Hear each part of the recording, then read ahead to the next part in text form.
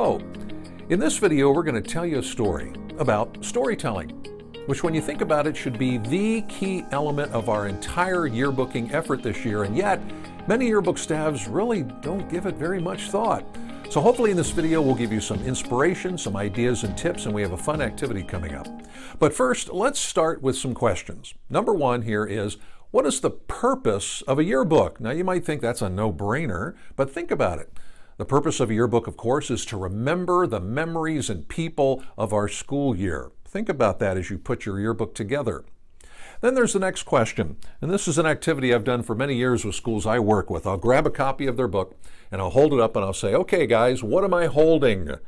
And usually someone will say, well, that's a yearbook. Okay, thank you very much. What other kind of book is this? Then you get people thinking, well, it's a picture book. Yes, your book's pretty boring without pictures. It's a memory book. Absolutely. How many memories can we keep in this year's edition? It's also other kinds of book. It's a record book. Think sports scores, statistics of the year, and so on. It's also a history book, the history of our school year, all the things that happened. It's also a reference book. Think about it. All those headshots in there are there for a reason. Who was at school this year? What happened? And so on. But the one that gets very few guesses is it's also a story book. Your job is to tell stories of the school year in this year's edition. Now, next question. What is a yearbooker? That'd be you. The fancy term here is yearbook journalist. Now, what's a journalist? Very simple. Storyteller. Think newspaper stories, magazine stories, yearbook stories. That's what we're doing here. Your job, of course, is to determine what stories will you tell in the yearbook this year. That's what I call yearbooking. Now, we can kind of break up stories probably into two parts, big stories and small stories. Big stories are obvious. What did the football team do this year? Who was the homecoming queen? What happened on prom night? What happened in this one particular class, and so on. All those big stories that primarily everybody covers. But then there are small stories that usually get ignored in most yearbooks. It could be somebody won an award. Someone took a really neat summer vacation trip and they have pictures to go along with it. Something happened to somebody, and so on. Really small stories that most folks might say, who cares? But think about it. It's important to that person, and they're part of our school. So tell the big stories, but this year let's make a challenge. How many small stories can you tell? So here's a simple and fun activity to do with your group right now. Grab some paper, pen or pencils, and so on. I want you to pair up with somebody else in the room, and in just a few minutes you're going to find out some interesting story about that other person.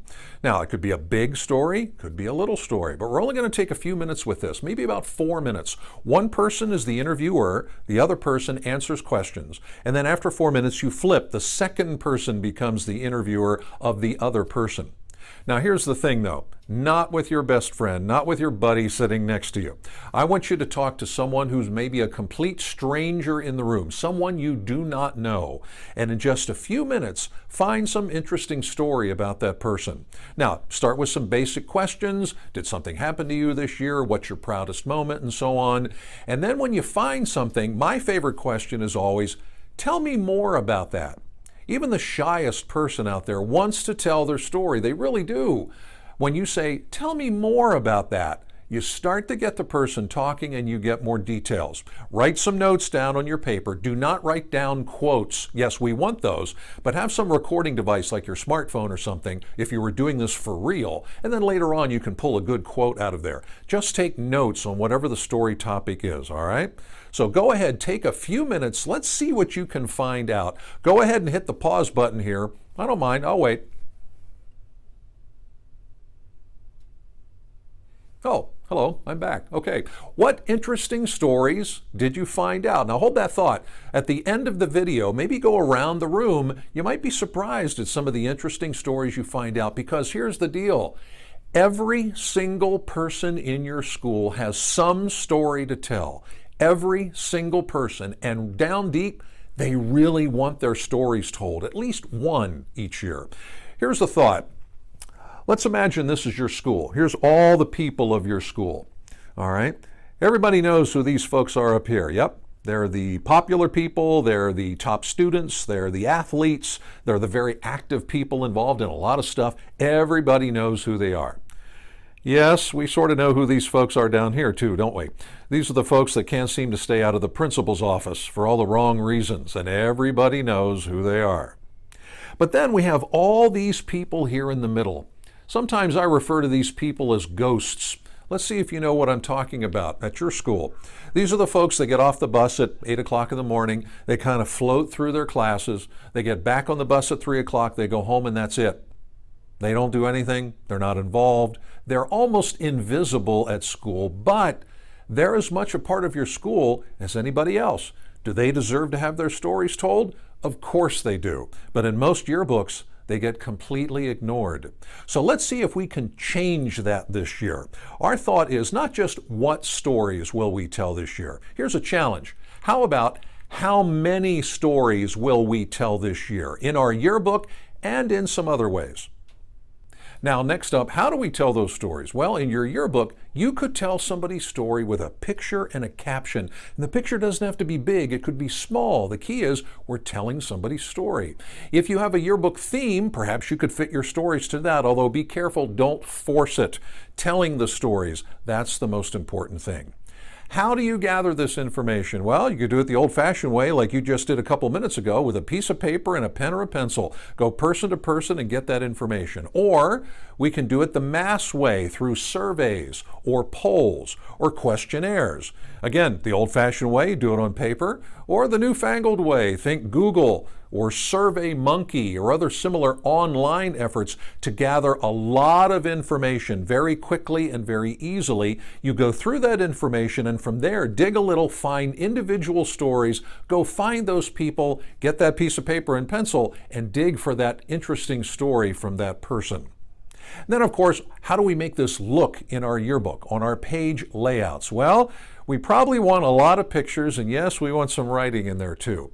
The good news for you is that Jostens gives you tons and tons of ready-made templates all ready to go. Just select them. Change them if you want. That's up to you. Let's look at some examples. Here's one just kind of chosen randomly from our Page Surfer gallery. And again, Jostens has thousands and thousands of ready-made templates all ready to go. As you can see on this one, lots of different areas on this two-page spread to do either combined storytelling or separate storytelling in many different ways.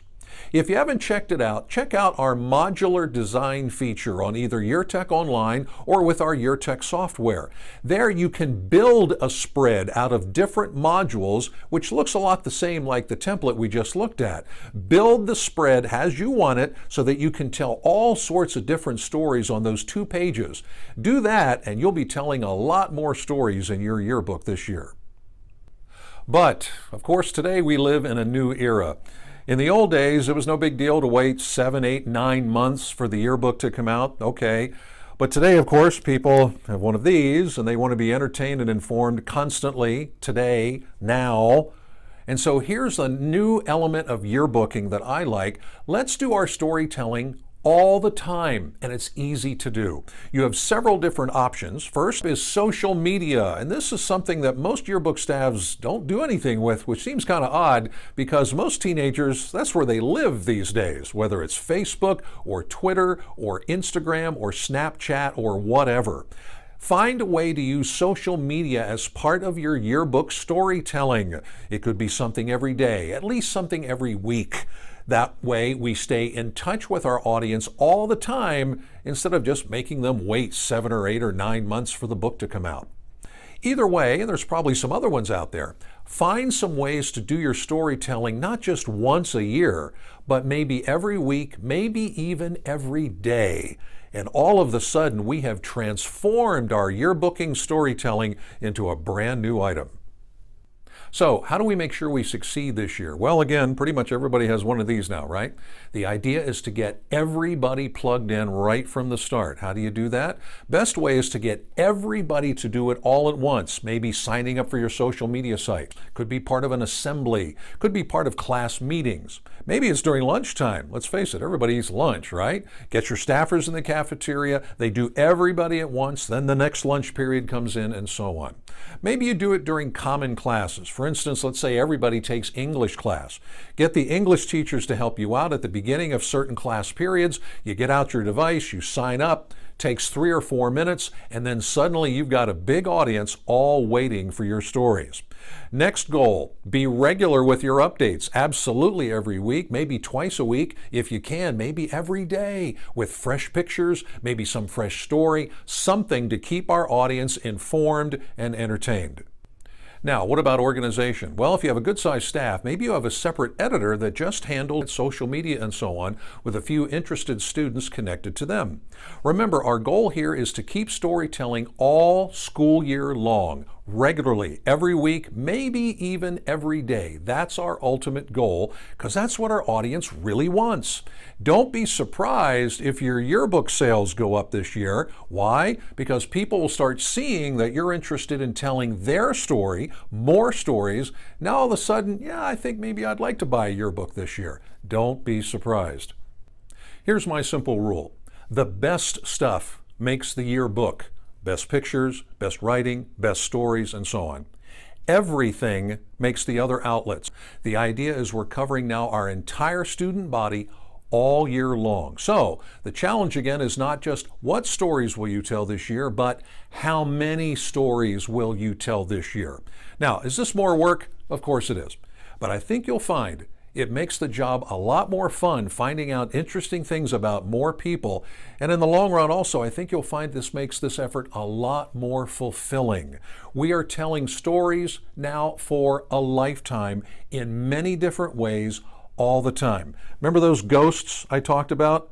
All those people there in the middle that are often forgotten won't be forgotten anymore. You might be surprised your school administration might like this little project because when they see school morale going up and maybe apathy going down, that makes for a very happy administrator. And of course, keep in mind, when we tell our stories, we keep them for life. In your yearbook, absolutely, and in those other outlets as well. So again, the challenge, how many stories will you tell this year? I'd be curious to see some of those. Thanks for watching.